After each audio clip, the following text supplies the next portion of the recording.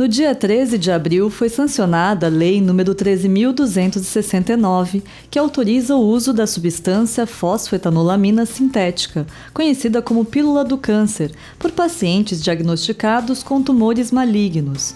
De acordo com o artigo 2º, poderão fazer uso da fosfetanolamina sintética por livre escolha pacientes diagnosticados com neoplasia maligna, desde que observados os seguintes condicionantes: laudo médico que comprove o diagnóstico, assinatura de termo de consentimento e responsabilidade pelo paciente ou seu representante legal.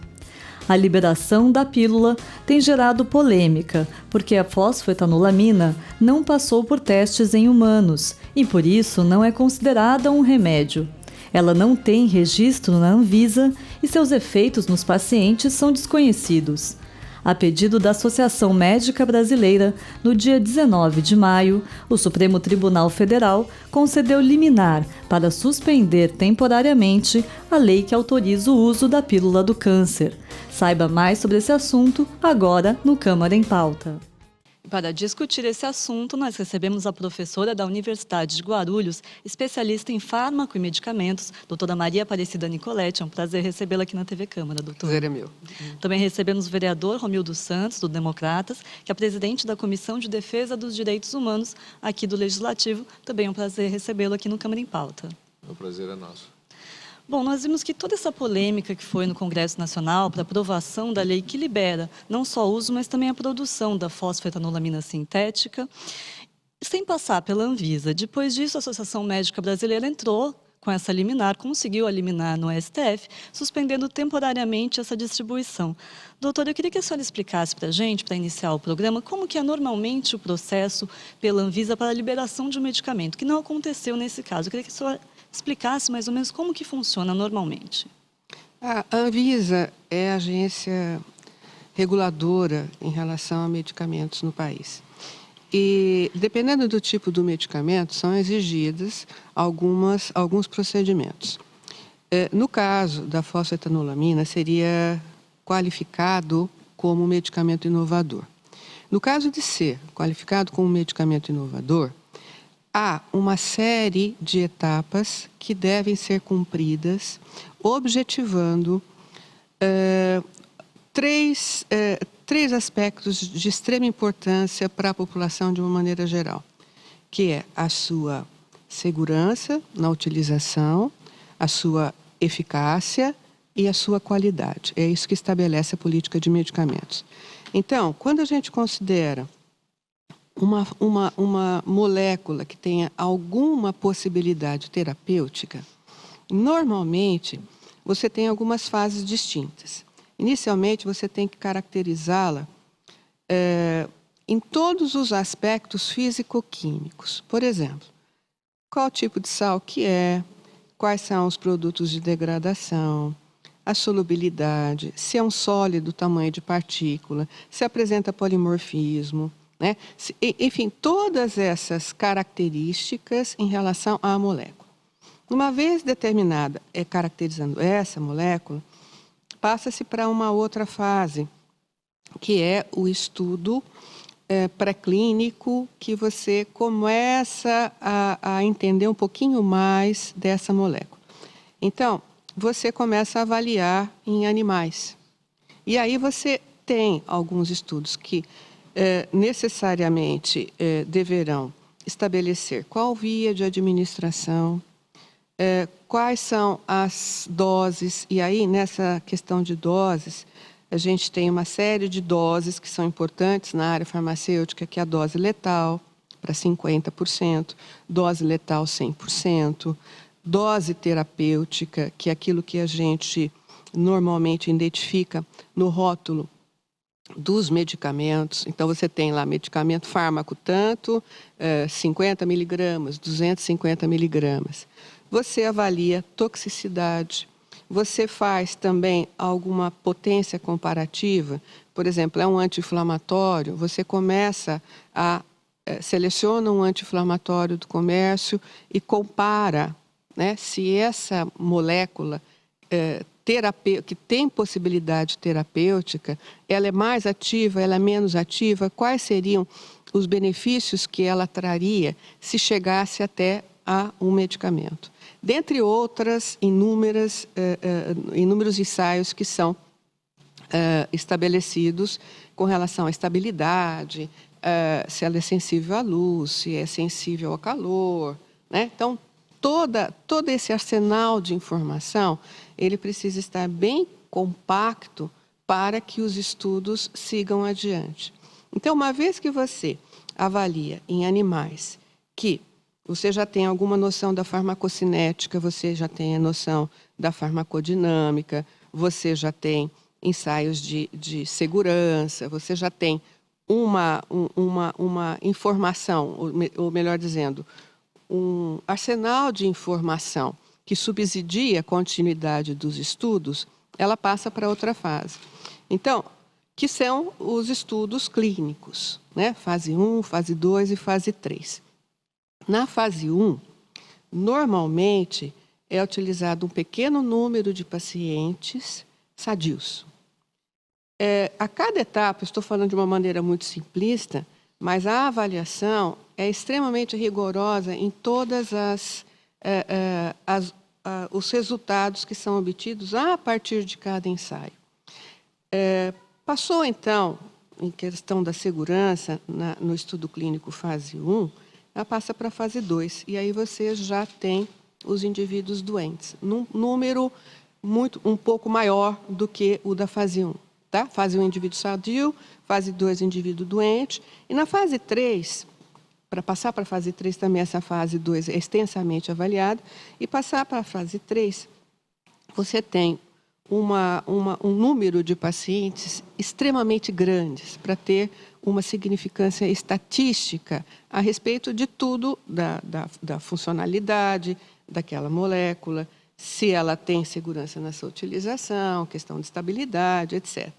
Normalmente, esses estudos de fase 3, eles são multicêntricos, para, de certa maneira, tentar abordar um número diferente de pessoas que possam ser usuárias daquele medicamento.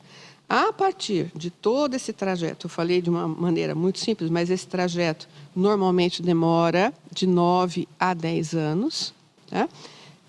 Salvo em algumas outras doenças que você tem uma agilidade aí no desenvolvimento de todos esses estudos, aí você tem, digamos, a possibilidade de entrar com a solicitação de registro na Anvisa. Então, uma empresa, por exemplo, um laboratório ou uma instituição que seja de desenvolvimento de fármaco, que a gente chama de inovador, né, que é esse o caso, ela trabalha com milhares de moléculas que têm alguma possibilidade terapêutica, para que no final de todo esse processo ela obtenha pelo menos alguma que se torne medicamento. Por isso que a gente se assusta quando, diante de um preço de um medicamento inovador, porque esse desenvolvimento, toda essa conduta, né, que é estabelecida por protocolo, ela é extremamente onerosa. E isso tem um determinado custo no produto final. O que o genérico, por exemplo, não tem, porque isso tudo já foi caracterizado pelo medicamento inovador. Então, de uma maneira geral, quando você tem diferentes procedimentos para o registro do medicamento, vai depender de qual é o medicamento. No caso da fosfetanolamina, seria um medicamento considerado inovador. Tá certo. Vereador, o senhor tem uma experiência pessoal com o assunto e agora o senhor está levantando essa bandeira da liberação do uso da fosfetanolamina sintética. Queria que o senhor, diante dessa explicação da professora, o senhor acredita que, mesmo que não tenha passado por todo esse processo, é um direito individual do paciente, dos familiares, de tentar uma substância que pode ter um efeito positivo, mesmo que ela não tenha passado por esse processo? Claro, né? Na realidade, como você falou, né, Renata? Eu perdi minha esposa amanhã faz um mês que ela morreu com câncer, né? Foi muito rápido, foi 52 dias no total. Então, o que eu vejo hoje, tirando, né, a burocracia, né? Na realidade, claro que tem que ser feitos os testes, né, como a Anvisa e tudo, mas a gente tem outras informações, né, que deixa a gente meio perplexos, né? Por exemplo, se a pessoa está em fase final, vou pular algumas etapas, né? E ela está ali, quando você é familiar, você tem seu ente querido, e o médico chega para você e fala o seguinte, como falou para mim, olha, a sua esposa, a Sidneia, ela só tem um jeito, né? Reza bastante, e se ela mudar os livros de ciência, né? Então isso quer dizer o quê? Que ela vai morrer a qualquer momento, como aconteceu com outras pessoas, né? Posso citar aqui uma pessoa que o Brasil inteiro conhece, Celso Russomano, né? O pai dele foi, há 10 meses mais ou menos atrás, ele foi liberado para morrer em casa.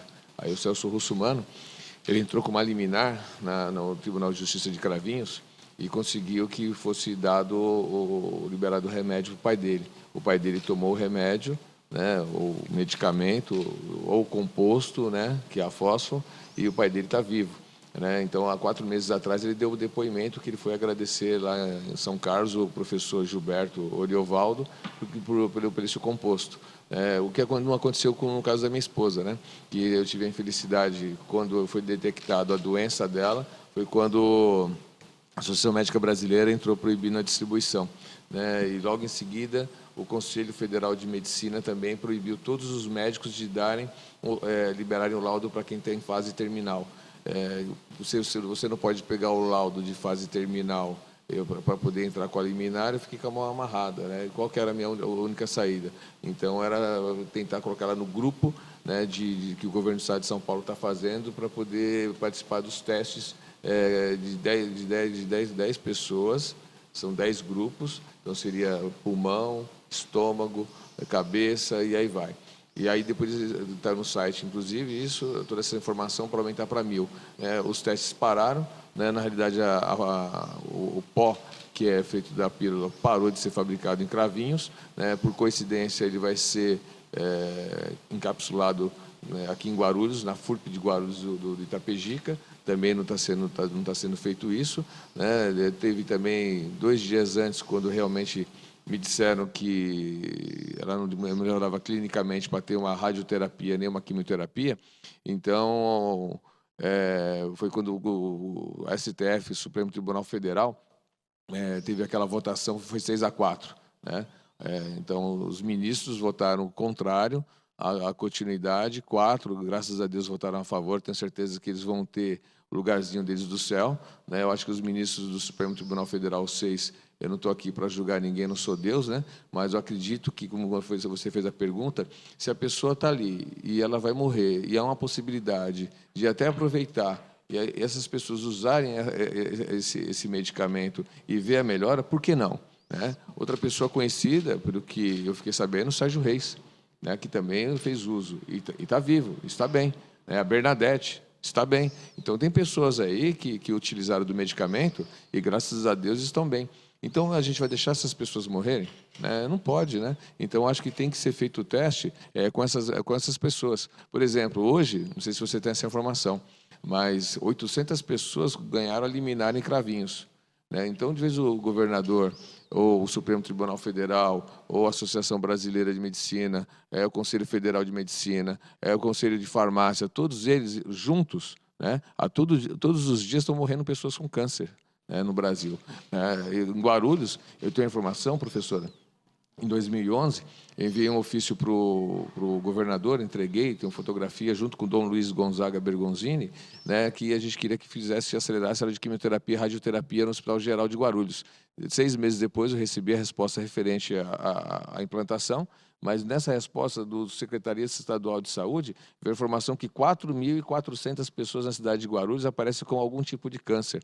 Quer dizer, hoje deve estar umas 4.500, 4.600 ou 5.000 pessoas. Nós já deveríamos ter um prédio aqui do câncer para poder atender as pessoas da nossa cidade, de Itaquá, de Arujá e tudo mais. E agora, eu faço uma outra pergunta. Quanto custa, né, uma quimioterapia, um processo desse, e radioterapia? Será que existe pessoas que estão trabalhando contra só para poder ganhar dinheiro? Então, o que parece para nós, né, que estamos sofrendo, estamos perdendo nossos entes queridos, é que existe uma máfia da quimioterapia e da radioterapia para não poder aprovar a cápsula da fósforo para poder salvar as pessoas. O professor Gilberto já teve várias propostas de outros países para poder implantar lá fora. Então, vai ficar muito feio para o Brasil se ele não fizer isso e vir de fora. E aí, às vezes, vai ficar mais caro. Mas quem tem dinheiro vai conseguir pegar lá fora. E quem não tem, né, infelizmente, saiu o custo aí por 30 centavos hoje, que já aumentou, mas era 10 centavos alguns anos atrás, que seja 30 centavos uma cápsula dessa. Se você tomar 90 para poder dar uma mudada na situação do organismo para que a pessoa possa fazer um outro processo, eu acho que é válido. Então, o que está faltando aí é vontade política, é vontade jurídica, é vontade da medicina, é a vontade de alguns órgãos para poder fazer esses testes o mais rápido possível. Eu espero que eles, né, se eles estiverem me ouvindo, se tiver algum dia ouvir o que eu estou falando, espero que nenhum filho deles, nenhuma esposa dele, nenhum ente querido que eles amem muito, precise desse comprimido, como alguns já precisaram, que eu sei, e entraram na justiça depois. Né? Não só políticos, mas também juristas. Né? Então, eles vão sentir na pele, né, o que eu estou falando aqui para eles. Né? Tá certo. A gente vai fazer um pequeno intervalo, mas daqui a pouco a gente fala mais um pouquinho sobre esse assunto, especificamente sobre essa decisão do STF. Daqui a pouquinho. Câmara em Pauta volta já.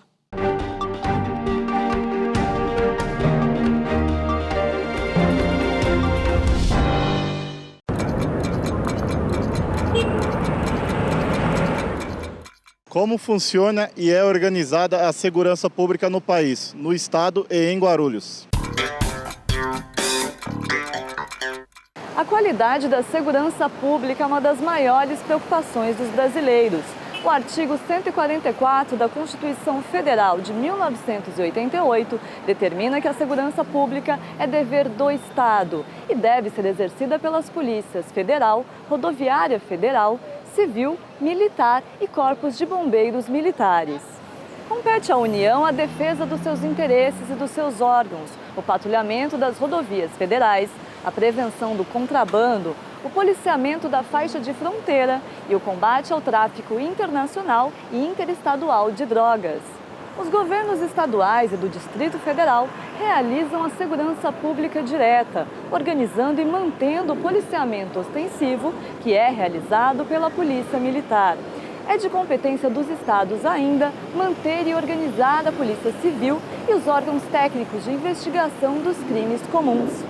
Os municípios, por sua vez, devem desenvolver ações de prevenção à violência por meio da instalação dos equipamentos públicos, como iluminação e câmeras de monitoramento. Os municípios também podem criar guardas municipais para a proteção de bens, serviços e instalações. Em Guarulhos, a Guarda Civil foi criada em 1992. Suas principais atribuições são a manutenção da ordem, o patrulhamento nas praças públicas, o policiamento de trânsito e a guarda do patrimônio do município, dos órgãos da administração direta e indireta, das escolas e hospitais. A GCM de Guarulhos tem 7 inspetorias, divididas por região da cidade. Entre elas estão a Inspetoria de Guarda Ambiental, a Ronda Escolar, o Grupamento de Trânsito e o Canil da Guarda Civil Municipal. O comando da GCM Guarulhos fica na Rua Luiz Gama, 165, no centro da cidade. Para mais informações, acesse o site da Prefeitura e clique no link Segurança Pública. E se você tiver alguma dúvida sobre o Poder Legislativo Municipal e outros serviços públicos e quiser ver a explicação aqui no Minuto Cidadão, entre em contato com a TV Câmara Guarulhos. Até a próxima!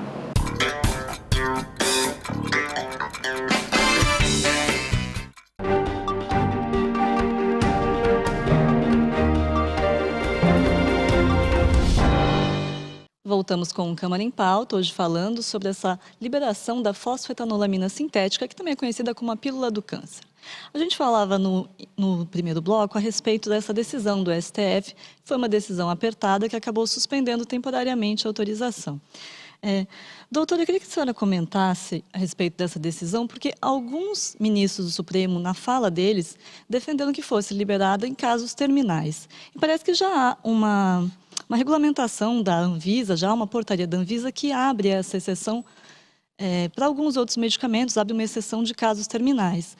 Como é que a senhora enxerga isso? Isso seria uma alternativa? Como é que funciona hoje essa regulamentação da Anvisa? É uma situação complicada, né? É porque é uma doença que atinge o paciente, mas ela é extensiva a todos os da família, porque envolve toda uma família lutando contra uma doença. Acho isso extremamente doloso, assim, no sentido da dor que causa e da impotência que as pessoas têm em relação a essa situação. Eu acho que a gente precisa ter em mente a questão técnico-científica e a questão emocional. É difícil separar, né? Então, quando a gente tem uma situação onde você vislumbra como sendo a única possibilidade, é claro que as pessoas vão com toda a ansiedade possível para tê-la em mãos para beneficiar aquela pessoa, digamos, que está acometida com a doença. Nesse sentido, em relação a toda essa celeuma da fosfetanolamina, uma coisa me causa estranheza, porque desde 1990 ela foi, se eu não me engano, foi em 90 ou em meados disso, ela foi submetida à patente, né? Então, e foi começado esse trabalho da dispensação ou distribuição a determinadas pessoas. Isso fere o Comitê de Ética. Não, isso não pode acontecer. Apesar de eu achar que eu tenho uma molécula que eu sintetizei, que ela apresenta uma grande possibilidade terapêutica, eu não posso simplesmente começar a distribuir esse medicamento. Isso daí é completamente ilegal. Não sei como foi feito isso. Não sei como foi feito isso. Mas, de qualquer maneira, você está fazendo um estudo clínico não permitido, não legalmente permitido, né? Eu não sei por que razão ou quais as razões, durante todo esse tempo, o professor, que é uma pessoa de extrema competência, né? Professor titular, para você chegar a professor titular, você tem um longo caminho científico a percorrer na universidade.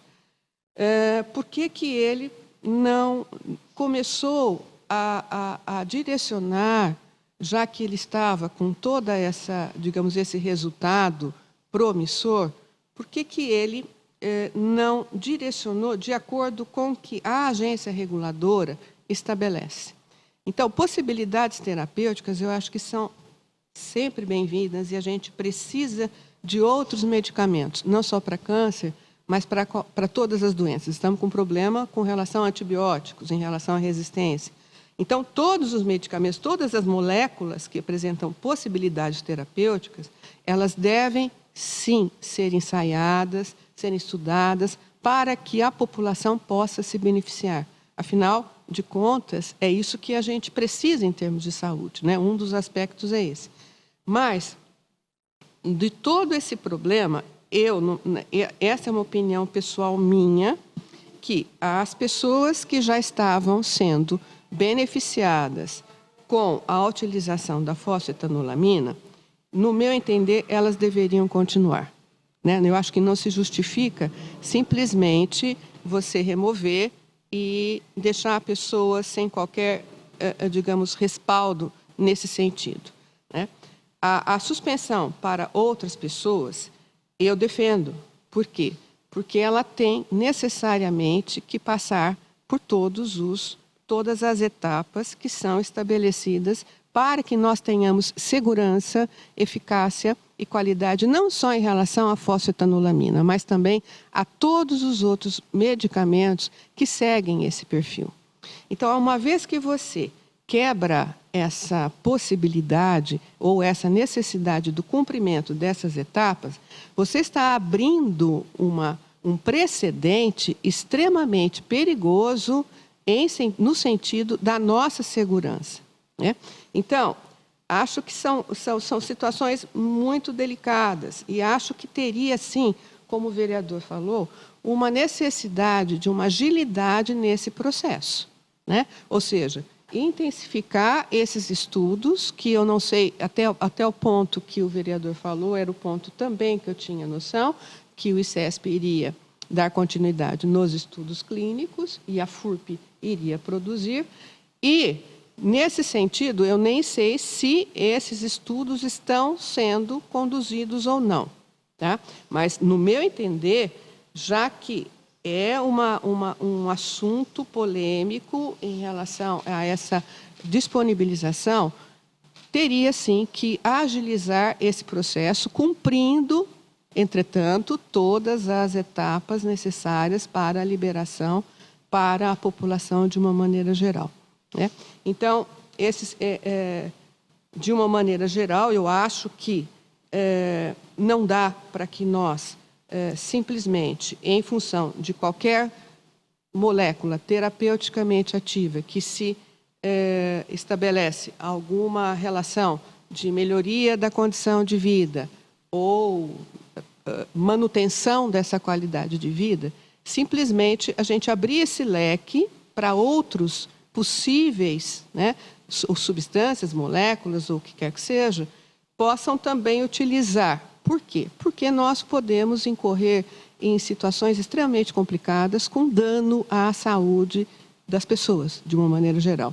Então, é uma situação delicada? Sem dúvida alguma é. No meu entender, deveria ser agilizado esse processo? Deveria ser agilizado. Mas isso não quer dizer que um fármaco ou uma molécula que tem possibilidades terapêuticas possa ser disponibilizada para a população dessa maneira. Até porque, nos estudos iniciais, que quando surgiu essa situação toda, a identificação era a fosfetanolamina, que era o agente benéfico em relação à manutenção e recuperação. Mas, primeiro, aquelas cápsulas tinham identificação errônea em relação ao teor, inclusive, da fosfetanolamina. Era rotulado como 500 miligramas e não foi encontrado 500 miligramas, além de que tinham outros compostos, e um dos compostos, que era a monoetanolamina, que apresentou alguma atividade, tá? Então, quando eu estou falando em relação a teor, etc., tudo isso tem que ser avaliado. Eu me lembro que o professor falou que poderia ser produtos de degradação, alguma coisa. Está vendo o grande impasse digamos, que se promove? Será? Deve ser? Não sei. É contaminação de síntese? Não sei. Qual que é a rota de síntese que foi executada? Essa rota de síntese, ela deixa contaminante? Não deixa contaminantes. Então, é por isso que há necessidade de um protocolo em relação ao desenvolvimento para que tudo isso, em termos científicos, seja sanado. Se existe, o vereador, grupos que têm interesse na não aprovação ou na aprovação, eu não vou balizar essa situação. A única coisa que eu posso falar é a respeito dos critérios técnicos científicos que são estabelecidos não só para esse medicamento, mas como para todos os outros, e que deverá ser mantido, porque nós devemos utilizar o medicamento desde que ele tenha sido comprovadamente seguro. O vereador citou algumas pessoas da mídia que tiveram algum parente ou um conhecido que teve uma resposta favorável. Entretanto, essa resposta favorável, ela pode ser cientificamente atribuída à utilização da fosfetanolamina ou não. Então, esses estudos, eles precisam, por isso que a gente precisa de condução científica, porque você pode simplesmente avaliar se é uma resposta ao medicamento ou não. A questão da resposta das pessoas em relação a acreditar, por isso que a gente faz, né, com placebo, para você tirar essa questão da pessoa acreditar e realmente ter um impacto em relação a uma melhoria da condição de vida. Então, acho que essas, se eu não me engano, 40 mil pessoas que foram usuárias dessa molécula, eu acho que deveria, então, ter alguma ação no sentido de resgatar a informação dessas pessoas e coletar aquilo que é possível de ser coletado. Por quê? À medida que você distribui, você não tem um controle, você precisa desse controle. É essencial para a gente avaliar se aquilo realmente faz ou não faz, né? Então, quando a gente pensa em câncer, que é uma doença extremamente complexa, que tem N fatores aí que são incidentes, né? Fica pior ainda essa situação, né? Eu não estou questionando o valor da fosfetanolamina. Eu acho que é uma possibilidade, mas ela precisa passar e, sim, comprovar se ela realmente, como todas essas pessoas estão falando, que tiveram um benefício em relação... Então, eu acredito que não vai ter problema em relação aos resultados obtidos, mas ela precisa passar por todas essas etapas. Vereador, com relação também a essa explanação da doutora, e recentemente foram feitos alguns testes preliminares com a substância fosfetanolamina sintética, e não teve resultados positivos, mas também não foi apresentada aquela toxicidade, né? Como é que o senhor reage a esses testes preliminares? O senhor também há questionamentos, inclusive na justiça, com relação à substância que foi usada, que não teria sido usada a substância do doutor Queresse, que seria usada uma substância da Unicamp, que poderia ter diferença. Como é que você analisa essa questão? E você acredita, por não ter toxicidade, poderia de fato ser usada, então, pela população? Então, eu não posso responder isso, porque o próprio doutor Quirese, ele fez a mesma pergunta para o laboratório, aonde foi que eles conseguiram as cápsulas. Quem foi que forneceu para eles? Eu não sei quem forneceu para eles, né? E nem o doutor sabe, né? Então, se eles fizeram os testes, o laboratório, ele deve ter recebido de alguém, ou de algum laboratório. Qual foi o laboratório? Eu não estou aqui dizendo que as cápsulas são falsas. Eu só estou querendo saber a mesma resposta que o doutor também está esperando. Porque as pessoas que receberam a cápsula, elas entraram na justiça, a justiça com laudo médico, a pessoa fase terminal, o advogado entrou, o juiz determinou, eles foram lá e retiraram do local que ela está sendo fabricada. Essas cápsulas que essas pessoas estão tomando, como o pai do Celso Russomano, foi dessa forma. Agora, como que essas cápsulas chegaram para esse laboratório para fazer os testes, veio da onde? Então, eu não vou poder te responder, porque até agora eles não responderam também, né? Então, a pergunta aí, vamos repassar para esse laboratório, né? Agora, referente ao que a doutora falou, acontece o seguinte, eu estou de acordo com ela, né? Tem que ser agilizado o mais rápido possível, porque a cada minuto que nós estamos falando aqui, tem pessoas morrendo.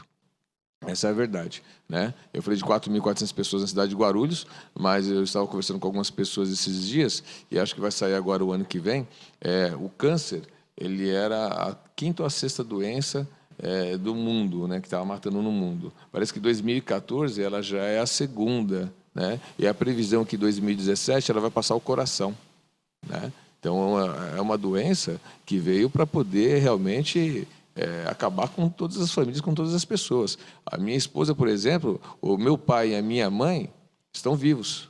O pai e a mãe dela estão vivos. Não tem problema nenhum de câncer. De onde veio esse câncer, né? Ela não bebia, ela não fumava. Alguém fez algum teste para saber por que as pessoas estão tendo câncer? Veio da onde? Dos alimentos que a gente ingere? Do que veio o câncer? Agora, o cigarro, o Ministério da Saúde adverte, fumar faz mal para a saúde, traz impotência, traz câncer, do pulmão, da garganta, traz um monte de doença. Ué, o cigarro é liberado? E um complexo desse, que pode ser tomado, não sei se é complexo, se é um composto, se é um medicamento, por que não utilizar ele o mais rápido possível para poder salvar as vidas? Quer dizer, vende-se drogas aí em qualquer lugar, aí, em qualquer favela, em vários pontos de droga, as pessoas utilizam, pessoas estão morrendo aí porque tomam um remédio para cavalo para ficar forte, né? Será que a Anvisa está verificando todos esses pontos, né?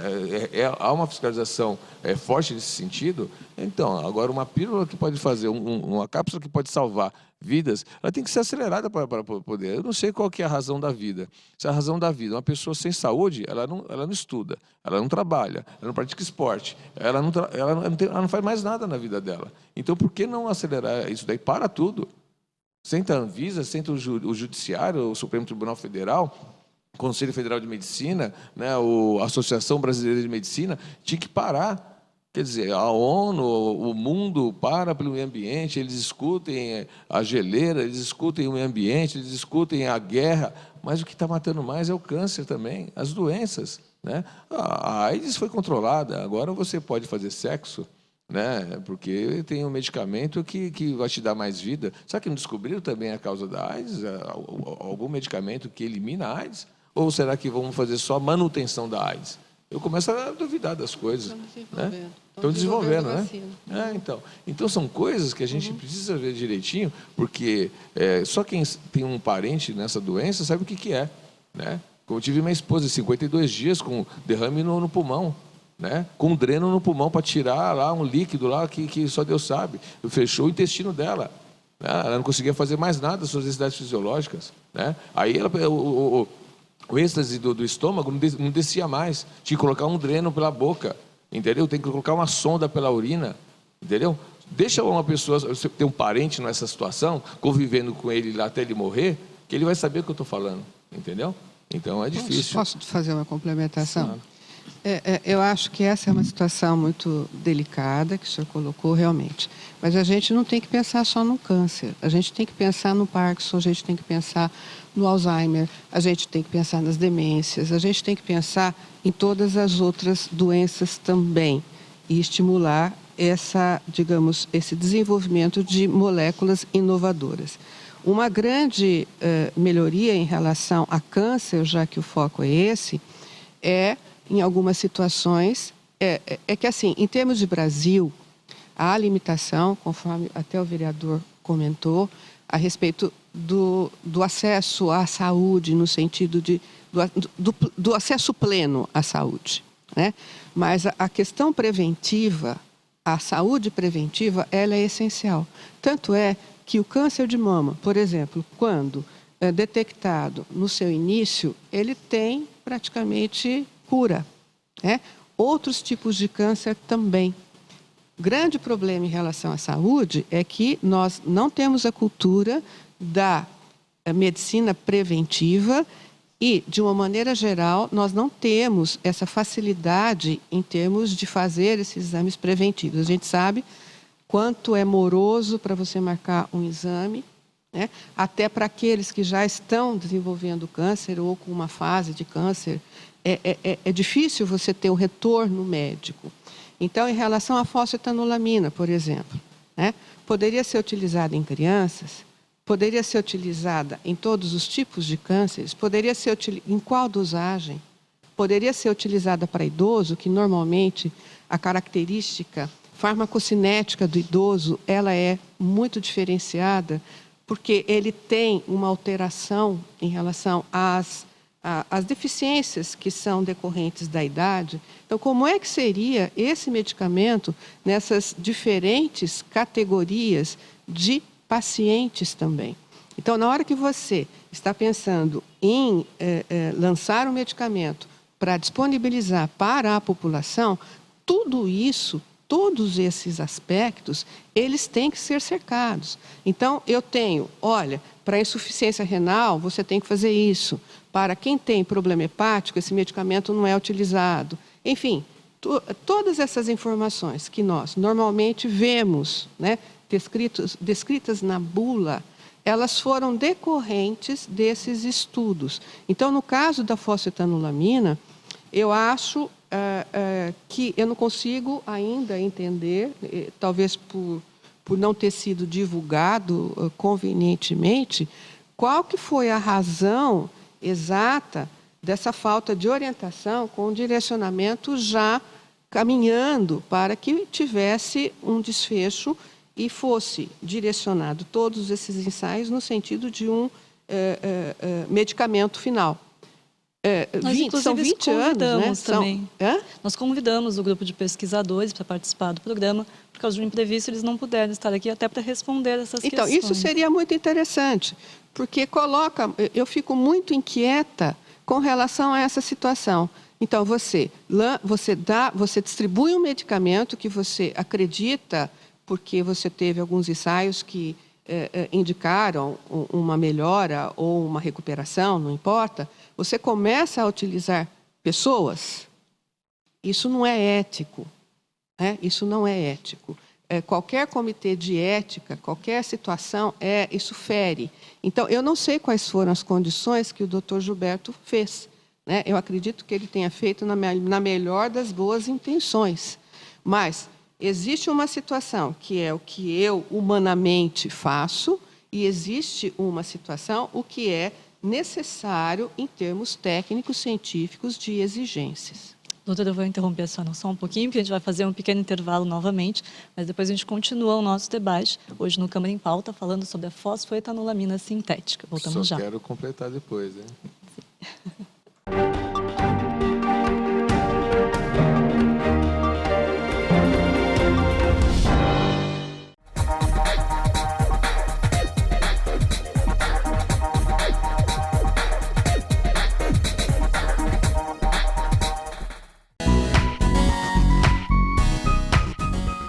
Quem doa sangue salva vidas. Com uma única doação, você pode ajudar até 4 pessoas. Meu filho está na UTI e estou aproveitando para fazer isso e até fazer um apelo para todo mundo ajudarem pessoas que necessitam, né, nesse momento de um pequeno gesto, é tranquilo. É a primeira vez que eu vim doar sangue, né? Experiência única, né? Primeira vez. Eu recomendo para todo mundo vir doar porque ajuda o próximo, né? Através de você pode estar ajudando outras pessoas, né? Qualquer pessoa pode ser doadora, mas existem alguns critérios para garantir a segurança do doador e do receptor. Mulheres podem doar a cada 3 meses, com o limite de 3 doações por ano. E homens podem doar a cada 2 meses, até 4 vezes ao ano. Mas atenção, não doe sangue se a sua principal intenção é realizar teste para HIV ou hepatite. Você poderá colocar em risco a saúde de quem vai receber a doação. Além de sangue, você pode ser um doador de plaquetas. Elas são componentes do sangue necessários no tratamento de pacientes com leucemia ou outros tipos de câncer. E também é possível realizar o cadastro para Registro Nacional de Doadores de Medula Óssea. É feita uma simples coleta de amostra de sangue. O Brasil tem mais de 3.700.000 doadores cadastrados numa espécie de banco de dados que serve para analisar a compatibilidade com pacientes que precisam de transplante. A chance é de 1 para 100.000.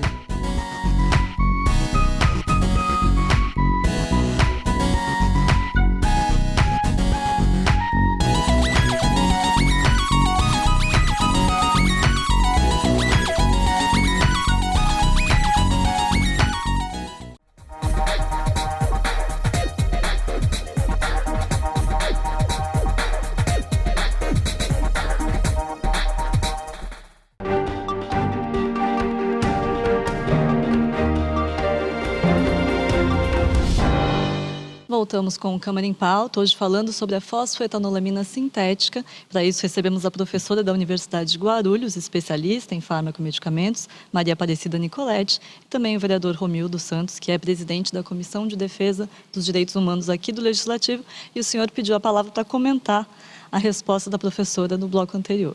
Isso, na realidade eu só queria fazer um breve comentário. Eu entendi que a professora disse, referente, nós temos que o mal de Parkinson e outras doenças também, né? E depois ela mesma completou, né? Mas o assunto aqui é o câncer, né? Então, o que eu queria dizer? Realmente, a responsabilidade, e hoje nós temos que ver todas as doenças, né, vamos dizer, da modernidade, né, que estão assolando aí o país, o mundo, né, mas falando da fosfoetanolamina, que é referente ao câncer, precisa, sim, agilizar, né, nesse sentido que eu bato. Né? Não quero nem discutir as demais, porque eu não estou participando, não estou acompanhando. Né? Inclusive, sábado retrasado, no Hotel Excelsior, em São Paulo, teve uma grande reunião do Conselho, se não me engano, não sei se é do Estado de Farmácia, né? Que eles mesmos que chamaram no Hotel Excelsior, né? Eu só não lembro o nome, que foi uma audiência, né? E eu estive lá. Então, agora, discutir termos técnicos, né, do medicamento da Anvisa, e como a senhora mesmo disse, né, nós temos vários vídeos, quem quiser entrar aí, do professor Gilberto Oriovaldo, e ver o depoimento dele no Senado, ver os debates no Senado, ver tudo que ele já informou, foi aplaudido no Senado, né, ele já colocou tudo, né? Ele, inclusive, fala dos laudos, né, que tem da Austrália e da Alemanha, né, entendeu? Referente ao medicamento. Né? Eu acho que ficaria muito ruim para nós, né? Eu acho que isso deveria ser até em rede nacional, não só referente ao câncer, mas qualquer tipo outro de doença, teria que ser um canal aberto para que todos tenham acesso e saibam realmente o que está acontecendo. Né? Então, eu tenho certeza que todos os laudos ele tem, né? Claro que a gente tem que saber o efeito lateral, colateral que vai ter e tudo mais, mas é uma coisa que as pessoas, se precisar brigar, até e agredir fisicamente, que aconteceu algumas vezes lá na Universidade de São Carlos, é o desespero das pessoas, como a senhora falou, mexe na parte emocional, né? Então, só quem passa isso sabe, né? Então, é difícil. Eu, por exemplo, a senhora falou do encaminhamento, certa prevenção, mas a pessoa está na situação. Ontem mesmo foi visitar uma moça, né, de 36 anos, que ela está com tumor na cabeça, foi detectado tumor na cabeça. E aí o sistema nosso de saúde é o seguinte, falou, olha, você vai no posto de saúde, pega um encaminhamento médico, o posto de saúde vai mandar para a Secretaria de Saúde Municipal, que vai tentar entrar em contato com o Estado para ver se consegue fazer uma tomografia, uma ressonância, a previsão é daqui a 2 anos. Ela morreu. Não, essa resposta ela é absurda. Foi o que eu comentei. Né, que os nossos setores relacionados à área da saúde, eles tinham que ter, em termos de tempo, uma resposta imediata. Não adianta você fazer um controle de pessoas que estão com câncer a cada 6 ou 9 meses. Isso é uma coisa alucinante, não é viável.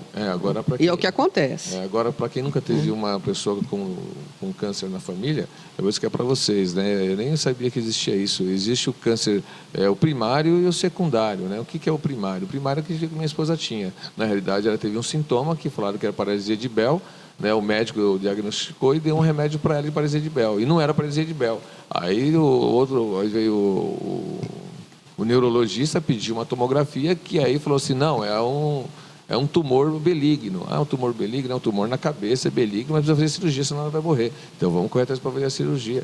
Aí nós fizemos a cirurgia. Aí quando fez a cirurgia, ela estava melhorando realmente, voltou a ouvir, voltou a boca ao normal, o olho direito começou a fechar, mas no 5º dia ela teve derrame no pulmão, ela teve trombose no braço esquerdo, está acontecendo alguma coisa. Aí os patologistas correram para poder verificar lá com os enzimas e viram, é um câncer maligno. Mas onde está o câncer maligno? A gente não sabe, aí nós estamos procurando. Isso no hospital de ponta, graças a Deus ela estava num hospital maravilhoso. Né? Falou, olha, infelizmente saiu o exame e é um câncer maligno, agora a gente vai achar. E estava onde? No estômago. Do estômago já tinha ido para o pulmão, já voltou para a cabeça de novo, já voltou tudo, e enfim, aconteceu isso. Então, nosso sistema de saúde é precário. Né? Então, se a gente for discutir tudo, né, não é à toa, professora, que não sei se a senhora sabe, mas a nossa Igreja Católica de Guarulhos fez uma manifestação há 2 anos atrás, aqui pedindo, né, rapidez e uma melhor saúde para a cidade de Guarulhos, no caso, a Diocese de Guarulhos.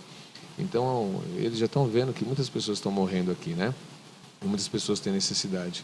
Então, acho que a gente tem que fazer aí uma força-tarefa nacional para tentar aprovar isso o mais rápido possível e testar, né? Porque eu acho que as pessoas que estavam em novembro, naquele grupo, Renata, para finalizar, no governo do Estado de São Paulo, para fazer os testes nelas, eu acho que elas já até morreram. Eu acho que elas já morreram. Então, grande parte já morreu. Então, não saberia. Então, era isso que a gente precisava, inclusive, resgatar. E que eu acho que o doutor Gilberto poderia, não sei, eu acho que ele deve ter isso de alguma maneira documentado. Agora, se não tiver documentado, como foi feito isso, agora, um contingente... Mas isso legalmente pode ser resgatado, pode ser utilizado? Eu acho que pode ser encaminhado para avaliação. Os comitês técnicos, eles têm que avaliar, porque... Para você conduzir uma avaliação em termos de saúde, não é assim.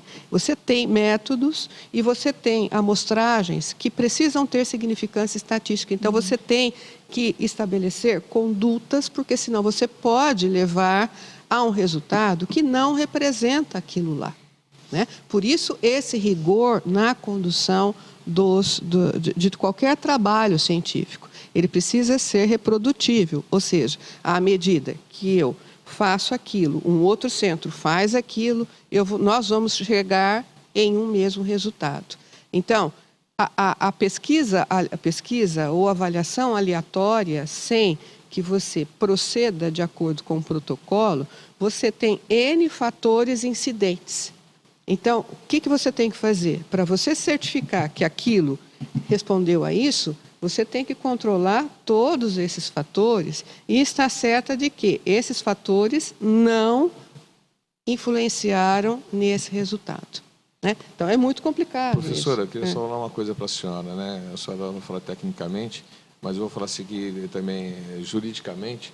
Eu só queria entender, quem estava naquela madrugada no Supremo Tribunal Federal, quando a assessora do senador Ivo Cassol entregou um livro preto para cada ministro do Supremo Tribunal Federal e disse: está aí o nome das pessoas que vão morrer nos próximos meses, né, até essa proibição. O que aconteceu? Eu queria que alguém me explicasse, né, algum senador, algum deputado federal, algum ministro, porque os ministros que votaram a favor, né, do medicamento ficaram chorando igual criança. Queria saber porque um desembargador do Estado de São Paulo, que mandou lá um projeto com os desembargadores para o Supremo Tribunal Federal, quando o presidente do Supremo Tribunal Federal rejeitou, ele também, fiquei sabendo que no Tribunal de Justiça de São Paulo ele também chorou, né? Então são coisas que não sou eu aqui que perdi minha esposa, né? Mas são pessoas que realmente fazem parte do alto escalão do judiciário, que têm um entendimento jurídico, né? Que estão vendo que está acontecendo alguma coisa, né, contra o ser humano, né? Então, parte técnica, Anvisa, conselhos e tudo mais. Para finalizar aqui, eu vou deixar só um recado, né?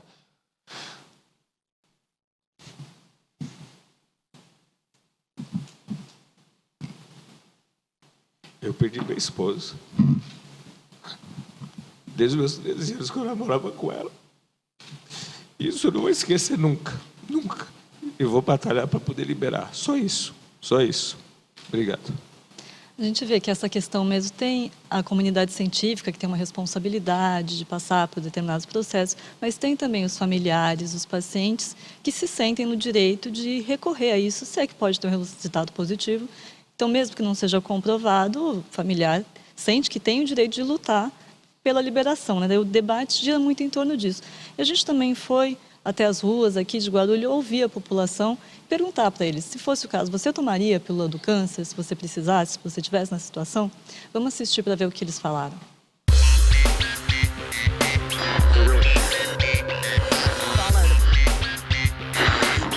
Eu sou favorável. Tudo que vem para melhor, a gente tem que acatar, né? E eu deixaria até a minha família também tomar. Isso aí é bom. Não só isso, como muitas coisas que eles fazem aí. E tem muitos projetos deles aí que demora muito para sair, só fica no papel e não resolve nada. Então a gente precisa ter uma consciência e, se sair, tomar, eu tomaria.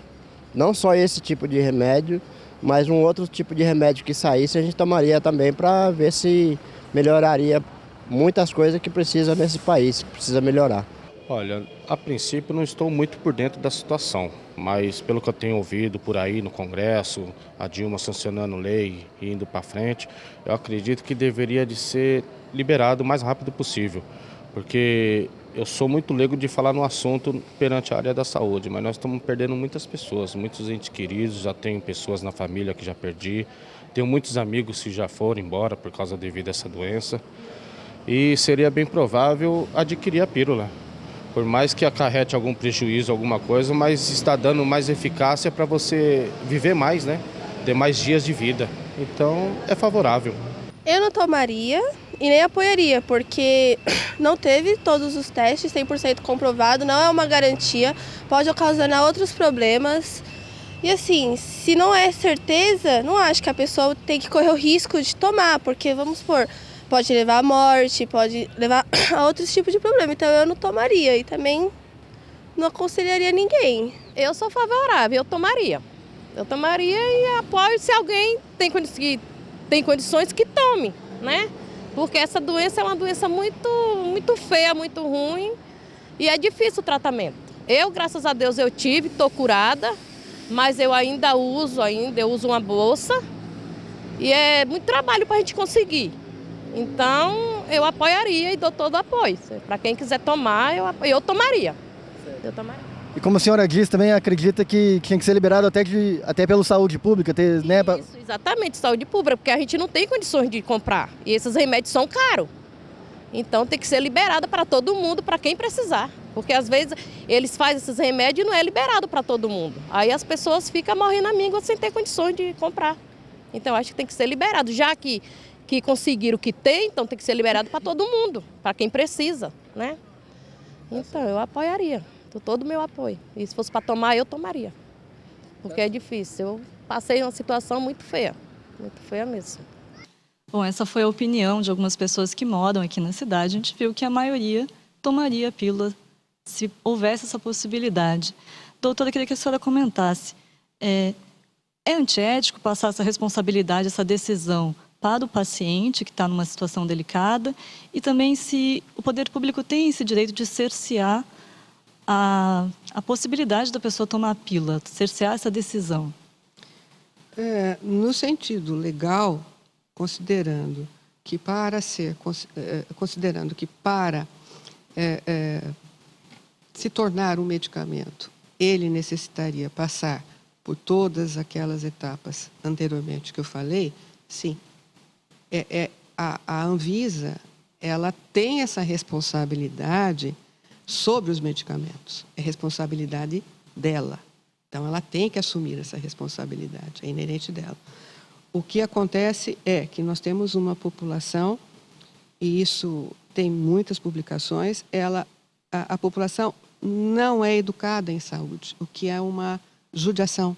Então, quando você entra em contato com as pessoas de uma maneira geral, e isso é muito simples, basta você fazer a dispensação de um medicamento, elas não sabem as noções mais básicas, de uma maneira geral estou falando, de administrar um medicamento. Tem pessoas que abrem a cápsula e temperam o arroz e feijão, quando não pode ser feito isso. Tem pessoas que cortam o comprimido, não pode cortar. Tem pessoas que misturam, enfim. Uma série de situações que nós precisamos urgentemente melhorar a condição de educação e saúde. Essa é a primeira questão. A segunda questão é que, culturalmente, a gente caminha por um conceito de automedicação. Tá? Então, normalmente o vizinho prescreve, um familiar prescreve.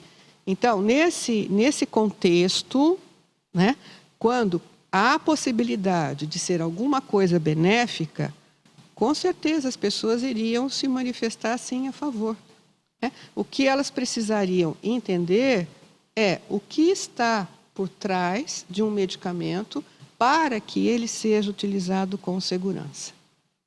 Não estou falando que a fosfetanolamina não seja segura, não estou falando nada disso, mas é uma condição que a agência reguladora ela tem que assegurar a todos os brasileiros a segurança em relação à utilização daquele medicamento. Nesse contexto, a senhora acredita que o Congresso, quando liberou o uso da fosfo, ele atropelou a Anvisa? No contexto que foi, isso inclusive saiu no UOL, tá? Que a Casa Civil tinha sentido a necessidade de aprovação da fosfetanolamina em razão do momento político. Isso eu li no UOL.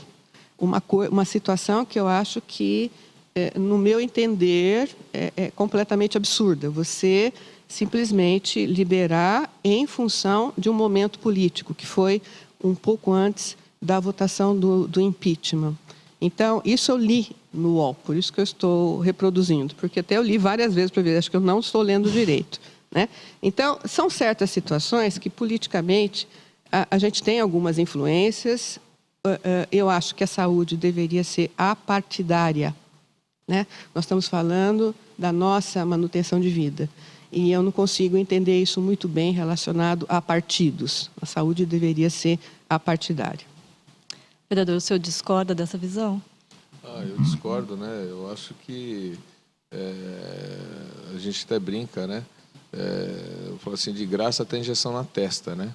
Mas se todo mundo soubesse, a injeção na testa dói muito, né? Então, na realidade, é o seguinte, foi o que um senhor falou, né? Para você tentar viver um pouquinho mais, né? Ou se há uma chance de vida, por que não tomar o medicamento? E a família tem que ser responsável, né? Se a pessoa, ela clinicamente não estiver bem, já foi depoimentos até de pessoas que já foram na TV, falar que não consegue nem rezar, quando elas estão tomando aqueles medicamentos, já estão na UTI ou já estão em certas situações, elas não conseguem nem orar e nem rezar. Então, a família pode tomar, sim, essa atitude e ela vai estar, claro, conversando com o médico para saber se vai ficar com alguma sequela ou não. A senhora está vivendo, né? Ela falou, estou com uma bolsa, mas estou vivendo, entendeu? Então, eu acho que ela tem aí pelo menos 90% da sua vida restabelecida. No caso dela, não foi medicamento, foi uma outra situação. Mas, se você pode ter aquele seu ente querido do seu lado e há a possibilidade de tomar um medicamento, eu acho que se já está desenganado, como já foi algumas pessoas desenganadas e tomaram um medicamento e estão vivas e têm a possibilidade de ficar um pouco mais 5 anos, 10, 15 anos, até que realmente saiam os testes finais e coloque mais alguma coisa, né, nesse medicamento que ela possa sobreviver, como a AIDS que está aí, por que não tomar o medicamento? Claro que tem que tomar o medicamento. E, sabe, quem deve ter escrito isso no UOL é alguma pessoa falando da parte política e alguns jornalistas são sensacionalistas, essa que é a verdade. Mas, né? Coincidentemente, foi antes do impeachment. Mas o que eu... Sabe, foi exatamente antes do impeachment. Então, no computador, no papel, cabe tudo, né? Agora, na vida, não, né? A gente pode errar em várias situações e pode escrever o que quiser, né? Agora, eu quero ver se a pessoa tiver um ente querido ali e há a possibilidade de tomar um medicamento, se ela não vai dar o medicamento. Claro que vai dar o medicamento, né? Tá aí a prova viva do Celso Russomano com o pai dele e tudo mais. Então, não é mentira. O que precisa ser evidenciado e comprovado, vereador, é que realmente foi decorrente da fosfetanolamina. Foi provado. Então, isso precisa ser difundido. Ele nacional. pode ter falado. Existe uma diferença entre eu falar a respeito de um ente querido meu e ser comprovado cientificamente. Nós temos que trabalhar com ciência. Doutora, olha, só uma coisa, só um adendo aí. É o seguinte, o pai dele foi desenganado. Ele tem um laudo médico dizendo que o pai dele estava desenganado e que ele poderia, então, aquele laudo médico entrar na justiça. Então, tem a comprovação do médico. Então, o médico, ele assinou, ele deu o laudo do pai dele, tem o juiz que autorizou, tem a farmacêutica que deu o medicamento, obrigado por uma liminar, e aí ele tomou e ele melhorou. Então, tem tudo isso comprovado. Agora... Assim como eu vi, por exemplo, também em uma revista de circulação, uma pessoa que tomou e fizeram todo o mapeamento desde o momento que ela tomou, porque ela já estava com metástase, e foi a óbito 3 meses depois. Quer dizer, não teve uma reversão nenhuma nessa situação. É pontual? É um caso pontual? É pontual. Assim como a gente tem aqueles depoimentos de outros que apontaram uma recuperação. É isso que eu estou falando. A gente precisa ter uma condução científica para que ela realmente seja comprovada. É isso. Se ela for realmente, se ela cumprir com a proposta dela, ótimo, ela deve ser e será muito bem-vinda. O que a gente tem que acabar é com essa, olha, pode ser isso, pode ser aquilo, um melhorou, o outro piorou. Não, a gente precisa de uma evidência científica que comprove, é assim que funciona. A evidência é fácil, é só eles pegarem as pessoas lá dentro do governo do estado de São Paulo que estão para fazer os testes clínicos e fazer os testes clínicos. Nós temos Defendo isso, vereador. Eu estou defendendo isso. O que eu estou realmente afirmando... Posso fazer uma pergunta para a senhora? Se a senhora tivesse alguém da sua família nesse caso, então a senhora não daria para a sua família? Não, eu tive uma mãe que faleceu de câncer, eu tive um pai... Mas se ela tivesse oportunidade, assim, se a pessoa pedisse para a senhora não daria? Não. Tá bom. Eu não daria. Eu daria. Né? Então, aqui, eu não daria. Eu daria. Né? Então, eu acho que eu daria, porque se a pessoa já vai falecer, se ela já vai morrer, por que não dar a pílula para ela para ver se ela vai se salvar? Eu daria. Né? Então, é uma parte científica com uma parte seria a mesma coisa. Emocional. É um debate... É muito complicada essa situação. Amplo, né? O racional, emocional, envolve científico... uma parte emocional muito grande. Sim. E o nosso tempo está acabando, vou ter que encerrar o programa. Eu queria agradecer a participação da doutora Maria Aparecida Nicoletti. Foi um prazer tê-la com a gente. Prazer foi meu. Suas considerações finais, se a senhora quiser deixar algum recado. Eu agradeço a participação. Esse é um momento que é muito útil para que nós possamos colocar a contextualização de um problema que está aí, né? E que a população também consiga ter um pouco mais de informação, porque normalmente esse tipo de informação ela fica retida em determinados níveis e não chega até a população. Eu acho que é fundamental esse tipo de discussão, até para que nós possamos ter uma população com uma maior informação a respeito do medicamento, que é um grande problema nesse país. Vereador, também agradeço a sua participação. Inclusive, a Comissão de Direitos Humanos vai promover uma audiência pública sobre esse assunto, né? Eu acredito que vai ser em agosto, né, no começo de agosto. Nós estamos aí conversando com alguns cientistas, né, e vamos chamar também o Conselho de Farmácia.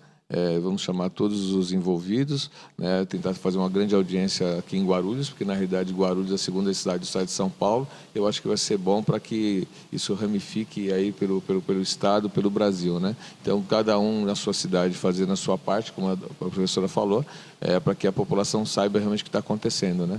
E eu acredito que, enquanto há vida, a gente tem que... Eu sou católico, né? Então, a minha fé foi grande até o final e continua grande. Eu não perdi minha fé, né? Mas agora a minha fé é outra. Minha fé é para poder aprovar esse medicamento, para que as pessoas realmente... Eu só acredito quando realmente as autoridades efetivarem, né? Enquanto não efetivar, o resto, para mim, é só uma articulação que eu não consigo entender. Só Deus. Tá certo, muito obrigada. Também nós convidamos a Associação Médica Brasileira, eles não estiveram aqui presentes, mas eles enviaram uma nota para a gente com a opinião deles sobre o assunto, sendo que eles foram os responsáveis pela liminar que suspendeu a autorização temporariamente. Então, a gente vai ver também a nota da AMB. A visão da Associação Médica Brasileira é que o problema não é a substância em si. O problema é a forma como esta substância foi autorizada para ser utilizada pelos pacientes com câncer, como uma panaceia. Todos os critérios científicos sempre observados para garantir a segurança do paciente, eficiência e segurança do medicamento e para indicar posologia, cuidados com interação medicamentosa e efeitos colaterais foram ignorados por pura vontade política da Presidência da República, com clara motivação popularesca e sem nenhuma responsabilidade com a saúde dos pacientes com câncer. Este cenário de risco à saúde dos pacientes com câncer e de eminente rompimento com o método científico que garante controle e segurança nos processos de pesquisa e produção de medicamentos no Brasil, a AMB decidiu ajuizar ação direta de inconstitucionalidade junto ao Superior Tribunal Federal, objetivando suspender os efeitos da lei. Antes mesmo da decisão do STF, que acolheu a medida cautelar da ADI 5501-AMB, o posicionamento da entidade já vinha sendo bastante questionado e dura e intransigentemente criticado, com ataques e difamações, inclusive no Facebook da associação. A Associação Médica Brasileira é a favor de todas as drogas que possam trazer benefícios aos pacientes, mas isso deve ocorrer sempre à luz da ciência e dentro dos ritos e protocolos mundialmente reconhecidos para a pesquisa clínica. O que não se pode aceitar é que pacientes e familiares desesperados sejam usados para a liberação de uma substância sem que haja segurança e eficácia. E ainda coloca em risco a saúde de outros brasileiros, já que abriria precedentes para que o mesmo processo fosse seguido com outras substâncias. Muito obrigada pela presença, também muito obrigada para vocês que assistiram a gente no Câmara em Pauta, e a gente se vê numa próxima oportunidade. Tchau!